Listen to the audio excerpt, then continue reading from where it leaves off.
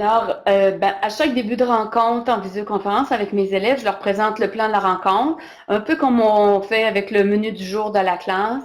Et je leur propose toujours en début de rencontre une activité de réflexion, d'observation qui va les amener aussi à échanger avec leurs amis. Ça peut être un rébus, une charade, un intrus dans une série d'illustrations. Donc, en début de rencontre, les enfants réfléchissent, puis après ça, pendant que les autres se connectent, on peut partager les réponses, leurs trouvailles. Ce qu'on fait aussi dans nos routines du matin en classe.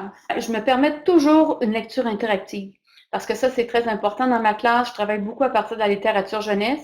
Alors, la lecture interactive en visioconférence ou qui m'amène à travailler les stratégies de lecture. Mes élèves sont en deuxième année, donc c'est des choses qui sont courtes, qu'on fait aussi en classe, qui sont habitués de travailler. Par exemple, que ce soit la phrase du jour où on va travailler les mots d'orthographe qui sont à l'étude, des notions de grammaire.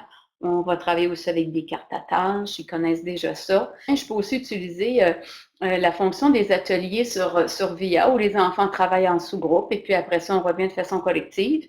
Et ça peut être aussi le jogging mathématique pour le calcul mental. J'invite aussi les élèves à faire comme en classe et puis à présenter en visioconférence un livre coup de cœur ou une lecture coup de cœur qu'ils ont fait à la maison, qu'ils aimeraient partager.